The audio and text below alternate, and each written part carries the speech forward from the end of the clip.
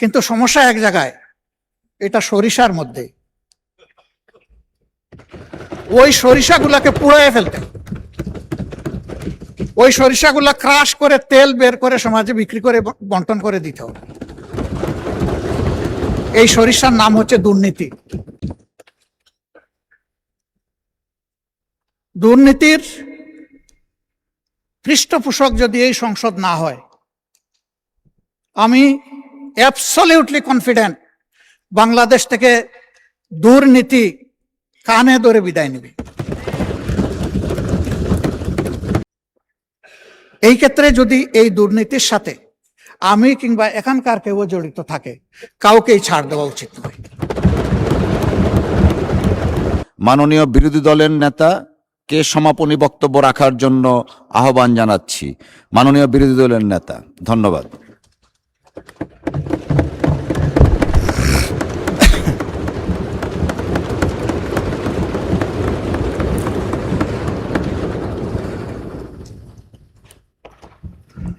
মাননীয় স্পিকার, আপনাকে ধন্যবাদ।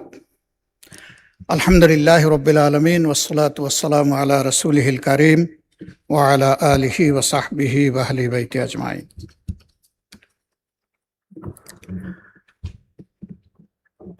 আমি অতীতের মতোই গভীর শ্রদ্ধায় আমাদের দূর এবং সম্প্রতি ইতিহাসের সকল শহীদ, সকল যোদ্ধা এবং সকল আহত ও পঙ্গু ভাই বোনদেরকে স্মরণ করছি। যারা চলে গেছেন, মহান রবের দরবারে তাদের শাহাদত কামনা করছি। যারা বেঁচে আছেন, তাদের সুস্থ দীর্ঘ জীবন কামনা করছি। আজকে যেহেতু মাগরিবের আগেই অধিবেশনটি শেষ হওয়ার আশা ব্যক্ত করা হয়েছে, এই জন্য আমি আমার কথাগুলা সংক্ষেপেই শেষ করার চেষ্টা করব ইনশাআল্লাহ। প্রথমেই মাননীয় প্রধানমন্ত্রীকে ধন্যবাদ জ্ঞাপন করছি। এইমাত্র উত্থাপিত একটি প্রস্তাবে তিনি যেভাবে নিজের অভিপ্রায় ব্যক্ত করেছেন এবং আমার প্রস্তাবের জন্য আমাকে অভিনন্দিত করেছেন, আমি ধন্যবাদের সাথে তার কৃতজ্ঞতাও জ্ঞাপন করছি। এই মহান জাতীয় সংসদ একটি ব্যতিক্রমী সংসদ। আমরা সবসময় বলে আসছি এটি মজলুমের মিলন মেলা। এই সংসদটা যত সুন্দর হয়ে চলবে, বাংলাদেশের মানুষের অন্তর থেকে তত হতাশা দূর হবে, আস্থা বৃদ্ধি পাবে এবং দেশ গড়ার কাজে সকলে এগিয়ে আসার অনুপ্রেরণা পাবে। আমি এই মহান সংসদের অভিভাবক হিসাবে মাননীয় স্পিকারের প্রতি বিনয়ী অনুরোধ করব যে আপনার অভিভাবকত্বের জায়গাটা আপনি সুদৃঢ় করুন। আমাকে ক্ষমা করবেন, আমি আপনাকে দুর্বল দেখতে পাচ্ছি। আমি চাই আপনি বলিষ্ঠ কমান্ডার হয়ে, অভিভাবক হয়ে এই সংসদ চালাবেন। নীতিবিধির জায়গাগুলো যতদূর সম্ভব পরিপালনে আপনার চেষ্টাকে আপনি ম্যাক্সিমাইজ করবেন। এইমাত্র অতি গুরুত্বপূর্ণ একটি বিল পাশ হলো। এই বিলটা তো দেশের স্বার্থে, সকলের প্রয়োজন, দেশের উন্নয়নের জন্য প্রয়োজন, বেকারত্ব দূর করার জন্য প্রয়োজন, কর্মসংস্থান সৃষ্টির জন্য প্রয়োজন, অর্থনীতির চাকাকে সচল করার জন্য প্রয়োজন। সেই বিলটা মনের মতো করে আমরা অংশগ্রহণ করতে পারলাম না বলে আমাদের আক্ষেপ থেকে গেল। আমরা তো চাই যে এইগুলাতে আমরা মনের মতো করে অংশগ্রহণ করি। আমার অনুরোধ থাকবে, ভবিষ্যতে এই লেখুনাগুলা না রেখে আমাদেরকে আমাদের দায়িত্ব পালনের সুযোগ দেবেন। যদি আমরা দায়িত্ব পালনের এই সুযোগ না পাই, তাহলে আসলে এখানে বসা এটা অর্থহীন, আমাদের সময়ের অপচয়, এবং আমরা যে সময়টুকু কথা বলবো জনগণের অর্থের অপচয়। তা আমি এই বিষয়ে আপনার দৃষ্টি আকর্ষণ করেই আমার মূল বক্তব্যে যাচ্ছি। প্রথমেই সম্প্রতি বন্যায় ভূমিধস এবং পানিতে ডুবে যাদের মৃত্যু হয়েছে, আমার জানা মতো এই সংখ্যাটি 35। আমি তাদের প্রতি, তাদের পরিবারের প্রতি শোক এবং সমবেদনা জ্ঞাপন করছি এবং মরহুমাদের আত্মার মাগফিরাত কামনা করছি। এবারকার বন্যায় 4টি বিভাগ ক্ষতিগ্রস্ত হলেও সবচেয়ে ক্ষতিগ্রস্ত বিভাগের নাম হচ্ছে চট্টগ্রাম, এবং মানুষ যা মারা গিয়েছে ওখানে ওই একটা বিভাগেই সব। এই বিষয়ে সরকার ইতিমধ্যে গুরুত্ব দিয়েছেন, আরো গুরুত্ব দেওয়ার জন্য আমরা আহ্বান জানাই। বিশেষ করে যারা নিহত তাদের পরিবারকে বিশেষ কোনো সহযোগিতা আর্থিকভাবে দেওয়া যায় কিনা এ বিষয়টা কনসিডারেশনের জন্য মাননীয় প্রধানমন্ত্রী এবং অর্থমন্ত্রীকে আমি অনুরোধ করব।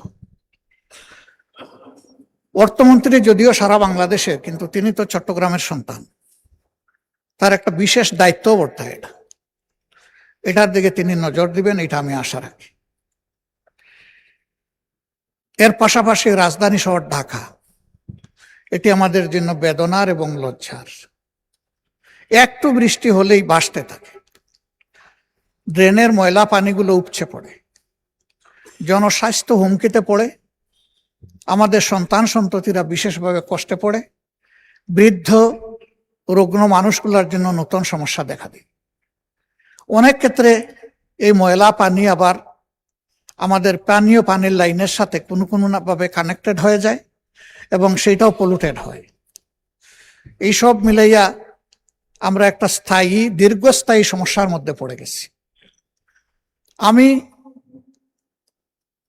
আমাদের সরকারকে অনুরোধ করব যে এই বিষয়ে আমাদের একটা কোঅর্ডিনেটেড এবং ওয়েল থট একটা প্ল্যান আমাদের নেওয়া দরকার। আমার আসনকে আমি মনে করতেছি সবচেয়ে ক্ষতিগ্রস্ত, এটা হতেও পারে, নাও হতে পারে। আমি আমার আসনটির যে দৃশ্য দেখেছি, একদিন আমি গিয়েছি জনগণকে দেখতে, দ্বিতীয় দিন আমি যাইনি লজ্জায়। জবাব কি দেব? মানুষের কাছে তো কোনো জবাব নেই। তবে হ্যাঁ, এটা এই পার্লামেন্টের সৃষ্ট নয়, এই সরকারেরও সৃষ্ট নয়, এটা অতীতের সমস্ত জঞ্জাল এবং ঝামেলা জমে আজকে এই অবস্থায় আমরা গিয়ে। উন্নয়নের জন্য বছর বছর বরাদ্দ হয়েছে বাজেটে, কিন্তু সেই উন্নয়ন অধরা রয়ে গেছে।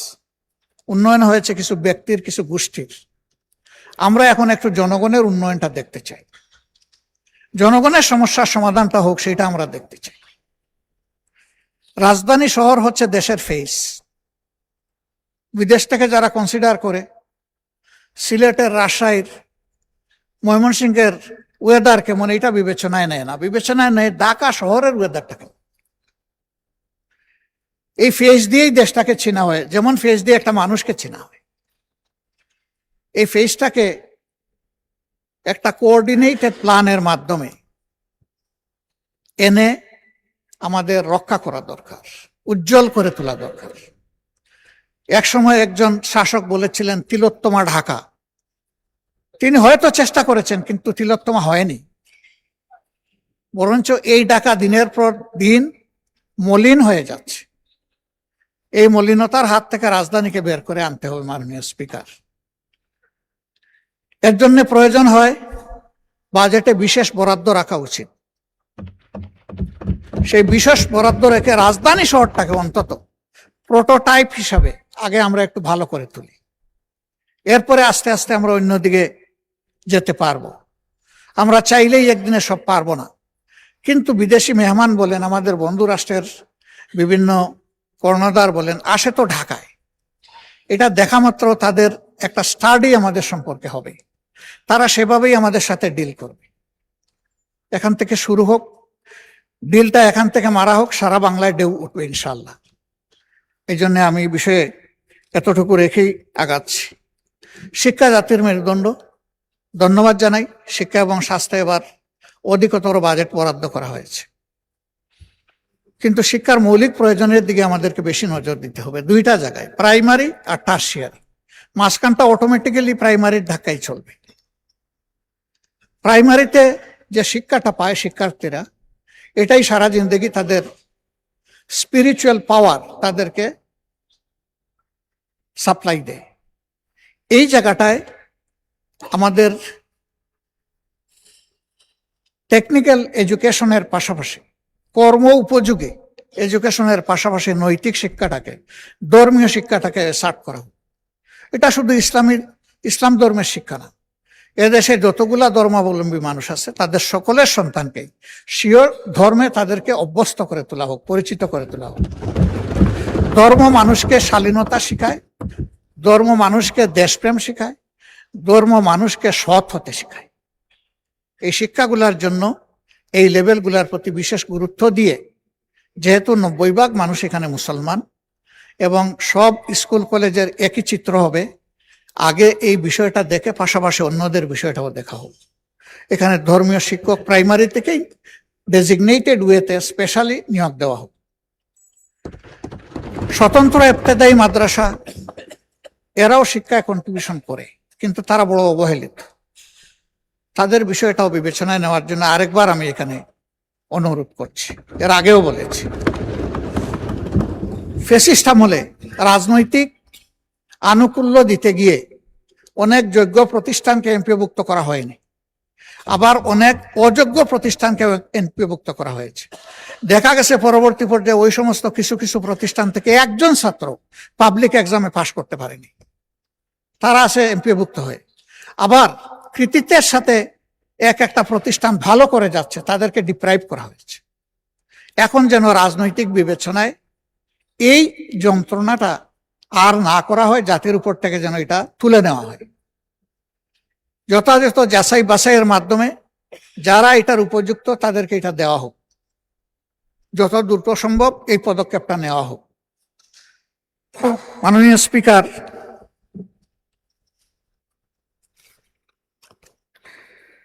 আমরা এই সংসদে এসেছি জনগণের ম্যান্ডেট নিয়ে। সরকারি দলে বেশিরভাগ লোক, এই জন্যই তো সরকারি দল। বিরোধী দলের সংখ্যাটা কম, তাই বলেই তো আমরা বিরোধী দল। কিন্তু সবাই জনগণের নির্বাচিত প্রতিনিধি। দুটা জিনিস এখানে আমরা গভীর উদ্বেগ, বিস্ময় এবং কষ্টের সাথে লক্ষ্য করছি। নাম্বার 1, ইতিমধ্যে এই সরকারের গৃহীত বিভিন্ন আর্থিক পদক্ষেপের মধ্যে আমরা যারা বিরোধী দলীয় সদস্য, আমাদের প্রতি ইনসাফ করা হয়নি।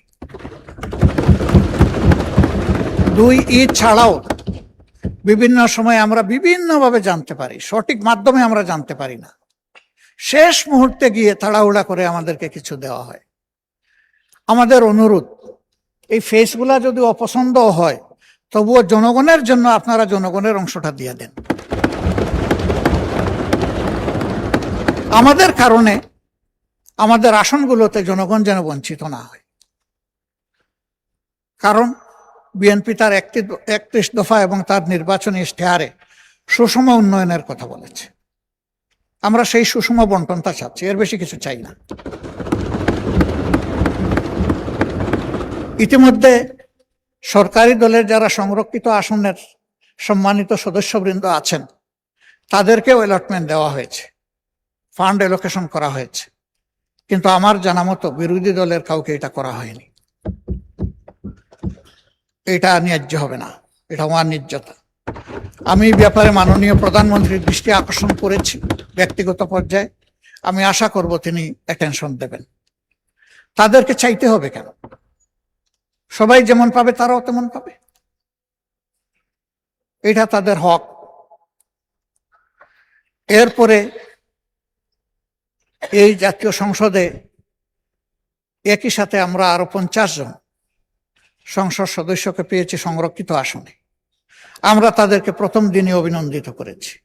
আমরা একসাথে সবাই মিলেই দেশটা করতে চাই।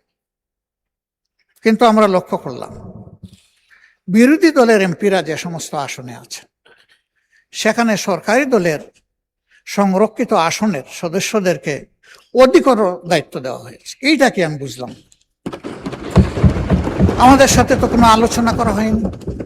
অবশ্যই তারা ভূমিকা পালন করবেন, তাদের ক্ষেত্র থাকতে হবে, তারা এক একজন 6টা করে আসনের প্রপোর্শনেটলি এসেছেন, 6 জায়গার তারা প্রতিনিধিত্ব করবেন, কোনো সমস্যা নেই। সেটা তো একটা আলাপ আলোচনার ভিত্তিতে হতে পারত। আমাদেরকে আমাদের প্রাপ্যের বেশি তো আর আসন দেওয়া হয়নি। আমরা যে 13টা পাওয়ার কথা সেই 13টাই পেয়েছি। আমাদের আসনগুলোতে এই 13 জনকে যদি আমরা কাজে লাগাই, আমাদের সমন্বয় সহযোগিতাটা হবে ওয়ান্ডারফুল। এখানে কোনো কনফ্লিক্ট হবে না, ফ্রিকশন হবে না। কিন্তু যদি আমাদের লোকদেরকে দেই সরকারি দলের ওখানে সদস্যরা যারা আছে, আর সরকারি দলের সদস্যরা যদি করেন আমাদের এখানে, কনফ্লিক্ট হবে, হচ্ছে, তৈরি হয়ে গেছে। এই সংসদে যখন এই কনসার্নটা আনা হয়েছে, তখন একজন সম্মানিত মাননীয় মন্ত্রী বলেছেন যে ওই রকম কোনো অ্যারেঞ্জমেন্ট করা হয়নি। কিন্তু এই সংসদেই দাঁড়িয়ে একজন সংসদ সদস্য সংরক্ষিত আসনের তিনি বলেছেন যে আমার অধিকতর দায়িত্ব এই জেলায় আমি পালন করে এসেছি। এখানে দুইটা বক্তব্য মিলছে না এবং বাস্তবে তাই দেখছি। আমার আরেকটা অনুরোধ, রাষ্ট্রের ট্রেজারির প্রত্যেকটা টাকা সরকারের কাছে, এই পার্লামেন্টের কাছে আমানত, শুধু সরকার না, কারণ এই পার্লামেন্টই অর্থ বিল পাশ করে। এই যে বিভিন্ন জায়গায় ছোট্ট খাটো স্থাপনা হলেও উদ্বোধন করে একটা স্টোন বসাতে হবে, খাজনার চেয়ে বাজনা বড়। এই স্টোন বসাতে গিয়ে একটা পয়সা তো খরচ হয়, এটা একটা কথা। আরেকটা হলো যে এখানে টানাটানি শুরু হয়, কার নাম থাকবে আগে, কার নাম থাকবে না, এগুলা নিয়ে। পয়সাটা জনগণের, আমার নামের দরকারটা কি? এই স্টোন না হলে কি? আর যদি দিতে হয় তাইলে উদ্বোধন এত তারিখ, এই রাস্তা, এই পুল, এই কালভার্ট, এটা বলে আমরা শেষ করতে পারি। এই সমস্ত নামের হাসর কি হয় সে তো চোখের সামনে দেখতেছি। বড় প্লেট হোক আর ছোট প্লেট হোক, সরকার বদলের সাথে সাথে আমাদের ব্যাড কালচারের কারণে একদিকে নামের বন্যা, আরেকদিকে ভাঙচুরের বন্যা। কার সম্পদ নষ্ট হয়, মান সম্মানের উপর আঘাত এবং অর্থের অপচয়। এই বিষয়টা আমি অনুরোধ করব সরকার বিবেচনায় নেবেন। অপচয় রোধ হওয়া দরকার। আর জনগণের পয়সা দিয়ে আমার নামের নাই কোনো দরকার। কারো যদি নামের প্রয়োজন হয়, নিজের জমি, নিজের অর্থ খরচ করে তিনি যদি জনকল্যাণমূলক কোনো প্রতিষ্ঠান করে নাম দিতে চান, যতবার তার প্রয়োজন ততবার নাম দিন, আমাদের কোনো আপত্তি নেই। অর্থটা উনার, কিন্তু জনগণের টাকায়। এটা সরকারি দল বিরোধী দল বলে কোনো কথা না। জনগণের টাকায় আমাদের এই নামের বাহারি আমি বন্ধ করার জন্য বিনয়ের সাথে অনুরোধ করব। নাম থাকে না তো, বসাইলাম, সরকার যতদিন আছে নাম ততদিন আছে। এই সরকার বদল হয়ে গেল, নামও বদল হয়ে যায়। বিশাল বিশাল স্থাপনার নাম বদল হয়ে গেছে এই দেশে, এবং এই নাম বদল করতে গিয়ে শত শত কোটি টাকা অপচয় হয়েছে। আমাদের আন্তর্জাতিক একমাত্র বিমানবন্দরের সাক্ষী। এরকম আরো অনেকগুলা ঘটনা আছে। তো আমি এই বিষয়টাও কগনিজেন্সে নেওয়ার জন্য সরকারকে আমি বিনয়ের সাথে অনুরোধ করব।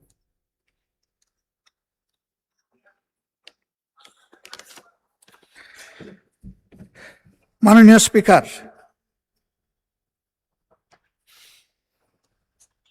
আমরা এই সংসদে প্রথম দিন অনুরোধ করেছিলাম যে অতীতের খারাপ সংস্কৃতি থেকে আমরা বের হয়ে আসব। এখানে আমরা অবশ্যই সমালোচনা করব, কিন্তু এটা হবে সংসদের ব্যাকরণকে অনুসরণ করে, এটাকে লঙ্ঘন করে না। আলহামদুলিল্লাহ, আমি প্লিজড, আমি পার্শিয়ালি কনভিন্সড, যথেষ্ট উন্নতি হয়েছে। কিন্তু কিছু কিছু ভাইরাস এখনো আমাদের মাঝে ক্রিয়াশীল আছে, এটাও দূর হয়ে যাক দোয়া করি। আমাদেরকে অনেক কিছু বলা হচ্ছে, বিভিন্ন দিক থেকে আমাদেরকে নেগেটিভলি ক্রিটিসাইজ করা হচ্ছে যে আপনারা এত ভদ্র কেন, এত পজিটিভ কেন, এত নমনীয় কেন, আপনারা গরম করতে পারেন না? গরম করার জন্য তো চুলা আছে, এটাকে গরম করে কি করব? কিছু পাক করতে হলে চুলায় বসাবো, এখানে কেন? এটা যুক্তিবুদ্ধির আইনের জায়গা, এটা বিধি অনুসরণের জায়গা। আমরা এটা করে এখানে চলি, তবে এটা একতরফা হবে না। এক ভদ্রলোককে জিজ্ঞেস করা হলো, বিয়ে শাদী করবো না? বলে যে 50% কনফার্ম। বলে এটা কি বুঝলাম না। বলে যে পাত্রী আমার দারুণ চয়েস হয়েছে। তো প্রস্তাব দিয়েছে? কয় জি না। তো প্রস্তাব দিল না তো 50% কনফার্ম হলো কেন? বলে যে আমি তো পছন্দ করেছি। এখন ওইদিকে প্রস্তাব যাওয়ার পরে যদি ওরা বলে নো, তাহলে 100% নো। স্বাভাবিকভাবেই একতরফের সদিচ্ছায় কিছু হবে না, এখানে সকলের সদিচ্ছা থাকতে হবে। এই সদিচ্ছার ক্ষেত্রটা তৈরি করা আমাদের সকলের পবিত্র নৈতিক দায়িত্ব। আসুন না, আমি আবারও বলি যে একটা পার্লামেন্ট এমন করি যে এই পার্লামেন্টে যুক্তি থাকবে,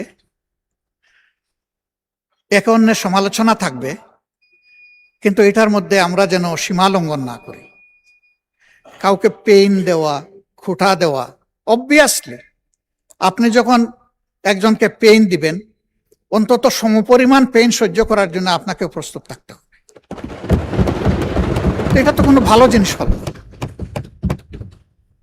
আমরা এই কালচারটা ত্যাগ করে এখান থেকে বের হয়ে আসা উচিত।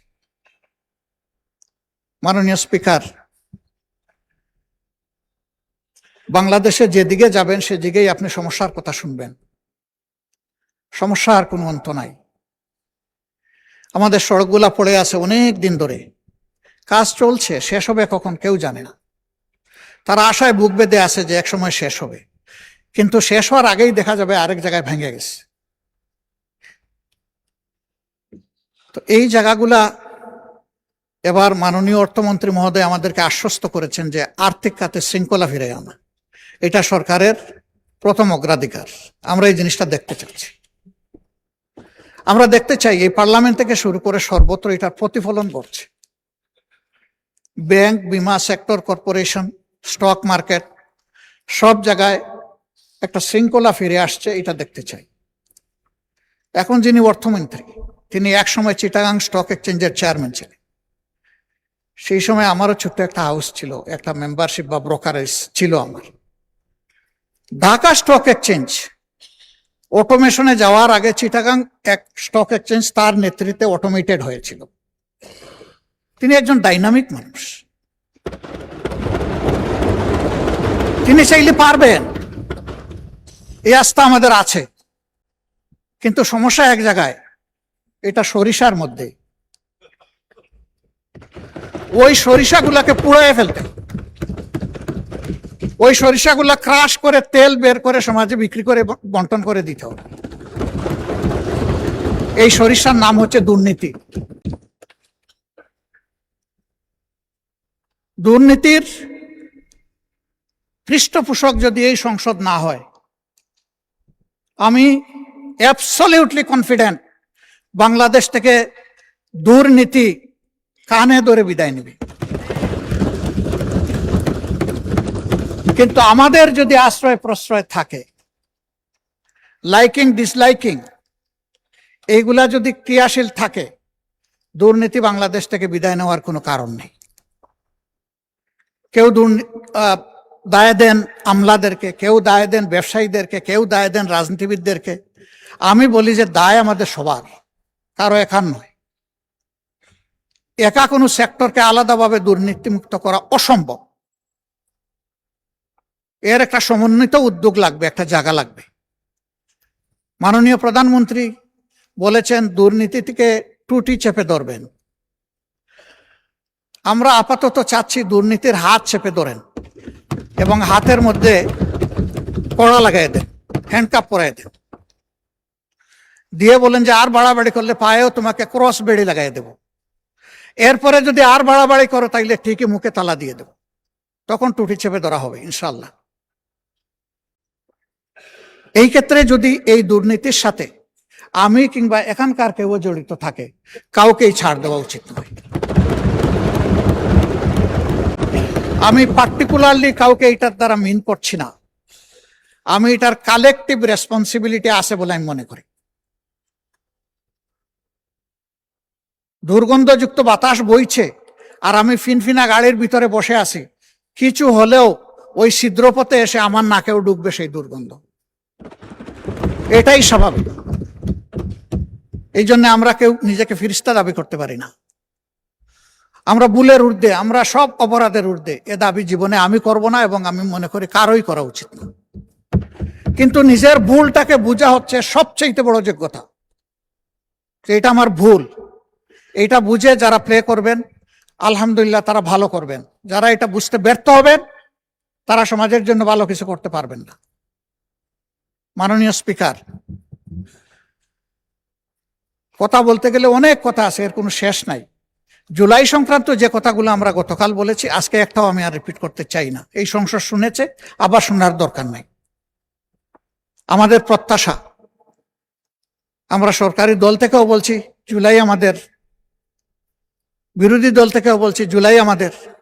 তাহলে এই জুলাইটা যেন সত্যিকারেই আমাদের হয়, সেটা আমরা দেখতে চাই। ধন্যবাদ জানাই মাননীয় প্রধানমন্ত্রী, তার নেতৃত্বে ইতিমধ্যেই সিদ্ধান্ত নিয়েছেন জুলাই স্মৃতি জাদুঘর 5 আগস্ট খুলে দেবেন।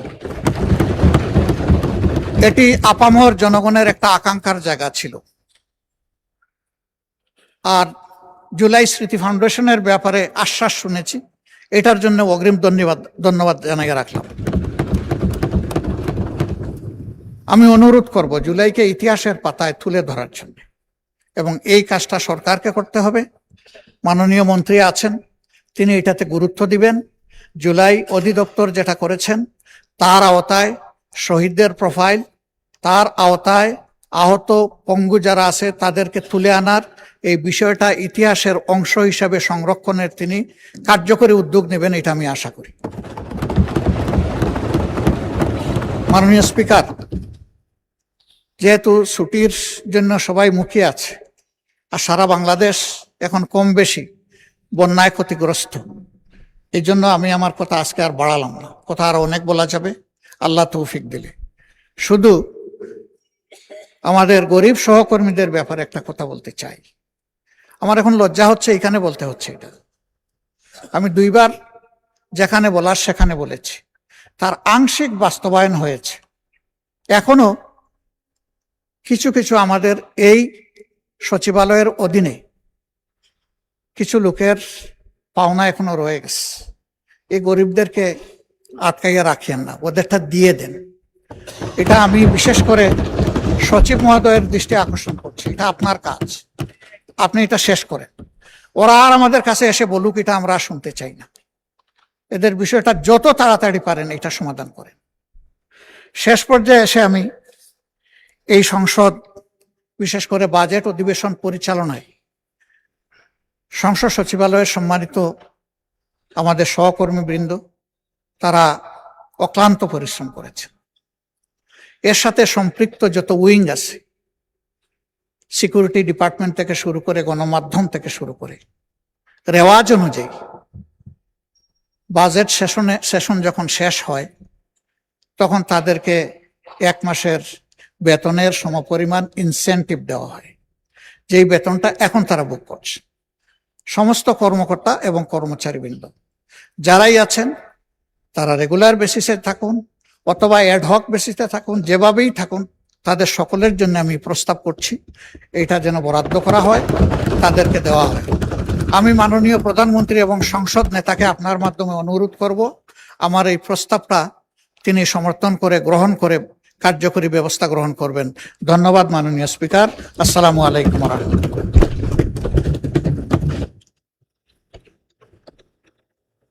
ধন্যবাদ মাননীয় বিরোধী দলের নেতা